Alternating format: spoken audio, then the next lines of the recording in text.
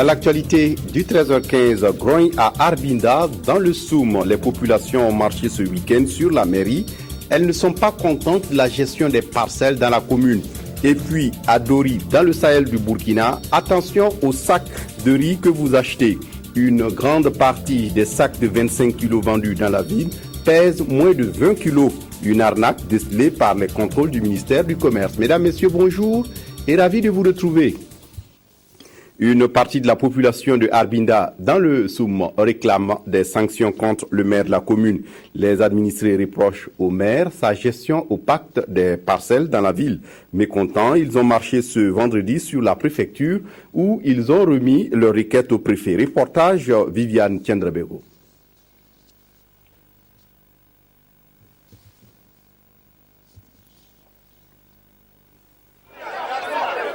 Ce vendredi 15 novembre n'est pas jour de marché à Arbinda, mais il y avait foule sous les hangars vides de leurs occupants habituels.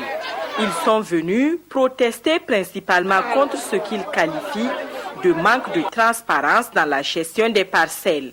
L'une d'elles, attribuée à une société de téléphonie mobile, focalise l'attention des marcheurs. Ça a été attribué de façon illégale et on comprend même pas. Auparavant, cette parcelle était attribuée à une autre personne. Et c'est le maire qui ressort un arrêté pour dire qu'il attribue ça à RTL. La situation découlerait d'une méconnaissance des textes et de l'avis du maire. Le problème évoqué a été résolu. J'ai un comité de distribution de parcelles qui date de 2010. Effectivement, quand on allait chez le haut commissaire, il m'a fait comprendre que comme il y a un nouveau conseil, on doit renouveler toutes les structures. J'ai dit sans problème. On a annulé l'arrêté. L'arrêté de distribution est annulé. Ce qui veut dire qu'il n'y a même plus de problème de parcelle. Les marcheurs n'en sont pas convaincus. Ils demandent purement et simplement sa révocation. C'est la deuxième fois qu'ils viennent remettre leur requête au préfet. Comme réponse à la situation qui prévalait, le ministère de l'Aménagement du territoire et de la décentralisation a jugé nécessaire de faire venir une inspection à la mairie d'Arbinda du 29 au 31 octobre 2013, ce qui témoigne de l'engagement et du souci du gouvernement à préserver la paix et la transparence dans la commune d'Arbinda. Par ailleurs, je vous invite à faire preuve de patience. Si ce qu'ils disent, l'inspection a trouvé c'est vrai, et on doit me sanctionner. Moi, je ne vois même pas de problème. En attendant les conclusions de l'inspection, la foule s'est dissipée dans le calme à la satisfaction du préfet et des autres responsables qui ont salué le civisme des manifestants. Dans l'actualité de ce dimanche également, une grande partie des sacs de riz de 25 kg vendus au marché de Dori pèsent moins de 20 kg. Ce sont les contrôles du ministère du Commerce qui l'ont révélé. Depuis ce vendredi, les boutiques de la ville de Dori sont visitées par les contrôleurs qui entendent ainsi mettre au grand jour les arnaques des commerçants. Constat avec Viviane Tiendrebego. Ce commerçant vient de payer son amende. Les contrôleurs de prix du ministère en charge du commerce lui reprochent certains faits dans la vente du gaz notamment. Le prix de 6 kilos à Dori, c'est 2310 francs. Il y a un qui a donné, il y a l'autre qui dit que ce n'est pas comme ça. Donc, et même ils s'entendent pas. Donc, ça veut dire que déjà, il y a eu un doute à ce niveau. La commission vérifie également que le client n'est pas trompé sur la quantité et la qualité lorsqu'il achète à Dori ses produits de première nécessité. Les vérificateurs ont relevé qu'aucun de ces sacs de riz de 25 kg ne fait réellement son poids. Les mesures ont prouvé que ces sacs, le poids varie de 17 à 17,5 kg. Moins 0,5 kg, on peut comprendre ça parce qu'avec le transport, tout ça, il y a des déperditions. Les sacs qui ne sont pas conformes, tels que les 25 kg que nous avons trouvés, qui pèsent moins de 18 kg, ces sacs seront automatiquement saisis. Le contrôle a également révélé quelques surprises. On a trouvé par exemple pour le ciment de poids nominal 50 kg, on en a trouvé de 49, 50, de 48, 50, mais de 51 aussi. À Dori, les infractions enregistrées sont de 4 ordres. C'est le non-respect de la publicité des prix et le non-respect de la présentation des factures, c'est-à-dire la facturation, Et dans les boutiques aussi, on a relevé des produits périmés et il y a des produits et de la fraude aussi. C'est un contrôle qui ravit les consommateurs. C'est bien qu'on contrôle. Je veux dire que le contrôle, là, il faut vraiment que ça soit de façon régulière. Les contrôleurs de prix du ministère en charge du commerce sont à Dori jusqu'à dimanche. Retour à Ouagadougou, centre médical Saint-Camille de la capitale burkinabé. Les consultations en imagerie médicale désormais disponibles grâce à un appareil que vient d'acquérir ce centre hospitalier. Il a coûté plus de 1 milliard de francs CFA. Ismaël Sirima et Abouakar Sagnon ont assisté à son inauguration. Compte rendu. Avec cet appareil, le centre médical Saint-Camille est désormais à mesure de faire des consultations d'imagerie médicale par résonance magnétique IRM. D'un coût d'environ 1 milliard de francs CFA, il a été acquis grâce à l'appui financier des catholiques d'Italie, notamment les familles Bucci et Caliero. Les sentiments qui m'animent sont évidemment des sentiments de joie immense. Et pour ce jour, qui a été vécu comme un jour de soulagement pour nos populations qui attendaient un appareil IRM. L'avantage de l'IRM, il est plus sensible et plus spécifique dans la détection des lésions, surtout dans les lésions du système nerveux central, dans les lésions ostéo-articulaires et même dans le digestif, notamment au niveau du foie. Cet appareil est le deuxième au Burkina Faso après celui de l'hôpital national Blaise Compaoré. Il faut déjà dire que c'est peu, mais en regardant d'où nous venons, on peut dire que c'est très très important parce qu'il y a à peine 6-7 mois, on ne pouvait pas faire d'IRM au Burkina, il fallait se déplacer dans des pays, souvent en France, souvent au Maroc, souvent dans d'autres pays et c'était relativement très cher. L'imagerie médicale par résonance magnétique IRM vient en complément aux appareils conventionnels de radiographie et pour une consultation qui nécessite l'IRM, les patients doivent débourser environ 100 000 francs CFA par séance. Des députés du Parlement panafricain dans la région de l'Est du Burkina du 14 au 16 novembre dernier, ils ont pu se rendre à Matiakwali et à Fadangourma où ils ont pu visiter des marchés à bétail et des aménagements pastoraux. Ces parlementaires ont également échangé avec les populations sur les difficultés rencontrées. Le point de la sortie avec Kwame Bama et Anna Lusikere. Nous sommes à Fadangourma, précisément au marché à bétail qui draine tous les dimanches des vendeurs et des acheteurs de ruminants en provenance de différentes localités du Burkina et des pays de la sous-région. Ces élus membres du Parlement panafricain de l'Union africaine qui se sont rendus plus tôt le jeudi sur le site ont pu échanger essentiellement avec les membres du comité de gestion. Ces derniers leur ont fait une présentation succincte de ce marché sous-régional qui a été construit en 2003. La délégation des parlementaires s'est ensuite rendue le vendredi dans la zone pastorale de Tapoa-Bopo, située à une dizaine de kilomètres de la commune de Matiakwali, dans le Gourma. À Bopo, elle a pu visiter des réalisations telles que le parc de vaccination et une retenue d'eau. Je pense que ça c'est extraordinaire en Afrique qu'on a découvert et ça va nous permettre d'étendre ça dans notre pays en Afrique. On va sécuriser les parcelles et nous allons faire en sorte que là où la nature nous a donné de l'eau, pendant la saison dure, la saison sèche, nous faisons en sorte pour que par l'énergie alternative, on renforce ces points d'eau. C'était également une journée d'échange et de partage avec des acteurs directs que sont les éleveurs. Je crois qu'on est en train de démarrer maintenant. Si les parlementaires, même de l'Union africaine, viennent dans nos contrées pour voir ce que nous faisons, moi je pense que c'est maintenant que le développement de l'Afrique va commencer. Aux difficultés soulevées, des responsables et techniciens du ministère des Ressources animales et halieutiques ont fourni des éléments de réponse. Ils ont également porté à la connaissance de l'auditoire les différents actes que le ministère de tutelle pose pour booster l'élevage au Burkina. Il est vrai que les contextes sont différents, mais nous avons eu des suggestions par rapport à nos pratiques ici pour nous permettre d'améliorer certaines questions et justement au bénéfice des éleveurs. L'élevage, comme tous l'ont rappelé, contribue beaucoup à l'économie nationale dans de nombreux pays africains. C'est pourquoi le ministre des Ressources animales et ses collaborateurs comptent sur l'accompagnement des élus nationaux du continent pour le toilettage des textes, leur harmonisation et le suivi de l'application effective de ces textes de loi qui réglementent notamment la transhumance et le pastoralisme en Afrique. Autre visite, l'ambassadeur de France au Burkina visite les réalisations d'infrastructures éducatives agricoles et d'élevage à Kosianga, village de la commune de Zignaré. C'est une association française qui est à l'origine de ces réalisations. Moussaki.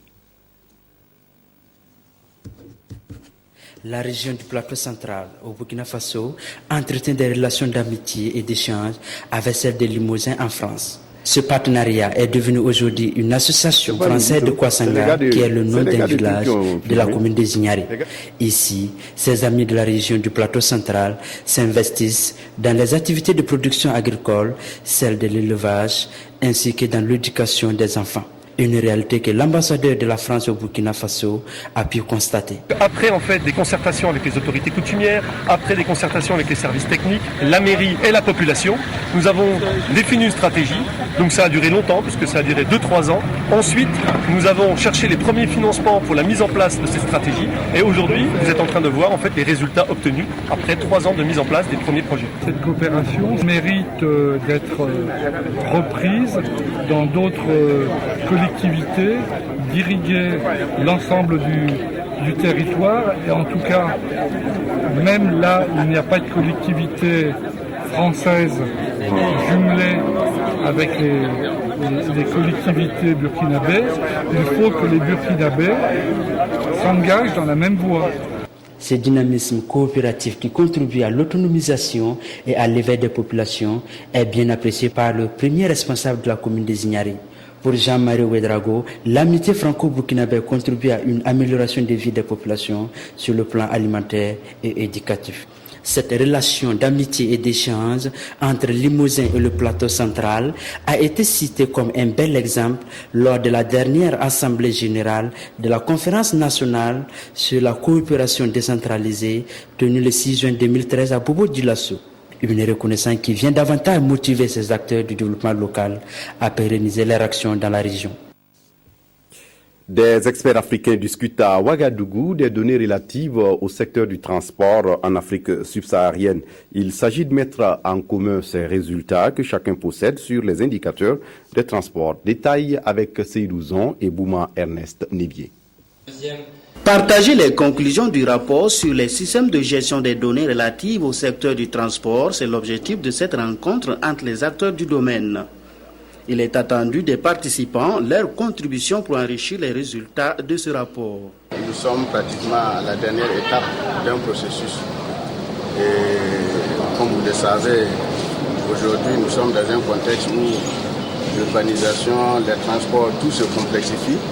Il nous faut des données de dernière génération et c'est dans ce cadre que ce processus a été entamé. Et le Burkina, naturellement, se doit d'être à la pointe dans ce combat.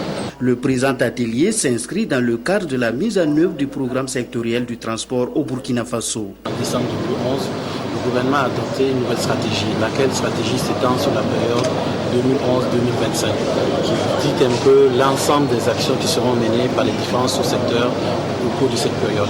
Et cette stratégie est assortie d'un programme d'investissement prioritaire sur la période 2011-2015 que nous sommes en train de mettre en œuvre à travers le sous-secteur du transport aérien, ferroviaire, routier, maritime, administration. Les travaux devraient permettre d'aboutir à un système de gestion plus efficace des données dans le secteur du transport au Burkina. Des militaires burkinabés reçoivent des décorations au camp Guillaume Ouedraogo à Ouagadougou ce mardi 12 novembre. Ils étaient donc des sous-officiers, des officiers, mais aussi des militaires du rang à recevoir, qui de la médaille d'honneur militaire, qui de la médaille militaire ou encore de la médaille commémorative. Ce sont leurs efforts dans la préservation de la paix au Burkina qui ont été récompensés. Le récit de Jonas Wemba et de Nathalie Sawadogo. Ces militaires se sont illustrés positivement par le travail. Ils sont 688 au total à être décorés dans 4 catégories. La médaille d'honneur militaire, la médaille d'honneur des sapeurs-pompiers et la médaille commémorative. Ces distinctions sont un gage de reconnaissance à l'égard de leur courage, leur professionnalisme et leur dévouement à la nation. Certains récipiendaires ont fait montre de sacrifice de soi au travail à l'intérieur du Burkina. D'autres ont contribué au retour et au maintien de la paix au Soudan et en République démocratique du Congo. C'est donc avec fierté que les bénéficiaires ont reçu leur distinction de leurs supérieurs hiérarchiques. C'était l'occasion pour le commandant du groupement central des armées, le colonel-major Nouaga Ouedraogo, de féliciter ces éléments pour les efforts fournis dans le développement du Burkina. Ces décorations au camp Guillaume entrent en droite ligne du 53e anniversaire des forces armées nationales. Voilà un récit donc de Jonas Wemba et de Bouma Ernest Nebier. Reconquérir une place de choix dans le monde du cinéma africain, c'est l'ambition du FESPACO qui a commandité une étude sur les forces et faiblesses de l'institution. Les résultats viennent d'être partagés ce week-end à Ouagadougou et vont servir à l'élaboration d'un plan stratégique de développement de l'institution. Abdourahmane Zongo. En dépit de sa notoriété et de son importance indéniable, le 7e art africain souffre encore de nombreux maux qui ont conduit sur initiative du Burkina Faso et de l'Union européenne une étude de 2 mois. L'étude a permis de décrypter la documentation disponible et d'interroger professionnels, cinéphiles et publics au plan local et international. L'enquête est pilotée par 2 experts aguerris du domaine, Patricio Gérétique et Lucas Rosante, ici à Limoges, et a permis de diagnostiquer les forces et faiblesses, les opportunités et les menaces du FESPACO face à un environnement cinématographique mondial en perpétuelle mutation. Objectif, fournir une assistance technique en vue d'élaborer un plan stratégique de développement du FESPACO. Et ce plan stratégique de développement va jusqu'en 2023. C'est vous dire donc que c'est pour dégager une perspective afin que le FESPACO puisse se renforcer, puisse devenir encore plus performant et éventuellement toucher ses objectifs. Parce que vous savez que nous vivons dans un secteur concurrentiel et très turbulent notamment en matière de financement. Les financements sont de plus en plus rares. Le nombre de cinéastes et de films augmente chaque année à cause des nouvelles manières de produire des films. Donc le FESPACO fait face à des demandes sans cesse croissantes. Et c'est pour ça qu'il a besoin d'un regard d'experts. Un des graves problèmes dont souffre le FESPACO, c'est le manque d'infrastructures, c'est-à-dire de pouvoir proposer des projections de haute qualité. Et c'est un peu le problème qui peut aussi se poser pour le FESPACO, c'est un manque de moyens, qui n'est pas de leur propre volonté bien évidemment. Ce passage au numérique demande des investissements pécuniaires assez lourds. Et eux seuls ne pourront peut-être pas y arriver, et là il y a besoin de soutien. L'objectif à terme, et prenant en compte autonomie, formation, concurrence et qualité de film, est de faire en sorte que le FESPACO, 44 ans après sa création, satisfasse à la fois professionnels et publics africains, de frayer une passerelle pour tenter de se mesurer aux autres géants du cinéma mondial, Cannes, Venise, Hollywood par exemple. Et puis le concours de slam organisé par le SND et la RTB se poursuit. Les candidats des demi-finales sont connus depuis hier dans la soirée. Les 2 structures veulent ainsi libérer la parole des jeunes pour les mobiliser autour des questions de civisme et de patriotisme, le tout dans un cadre ludique et populaire. Regardez. Et dites-moi, qui ne rêve de voir le rose que sa patrie reflète? Ils étaient 20 candidats en lice à cette 2e manche éliminatoire de la compétition dénommée Jeux Slam pour la patrie. À l'arrivée, 15 sont retenus pour la suite de la compétition. Les différents candidats ont fait montre de leur talent oratoire sur des thèmes autour du civisme et du patriotisme. Dans leurs textes, les slameurs prônent entre autres la tolérance, la solidarité, ainsi que les dialogues de culture et de religion, tout en condamnant le vandalisme et autres mots qui miment la société. Mots qui ont pour nom corruption, détournement des deniers publics, pour ne citer que cela. Ils ont répondu à l'attente du SND. C'est ce que nous voulons entendre, que nous avons entendu. Vraiment, c'est excellent. Et je pense qu'au fur et à mesure qu'on avance, la qualité augmente. Ce soir, j'étais vraiment satisfait, en tout cas, de la prestation globale. Les candidats retenus ne cachent pas leur satisfaction.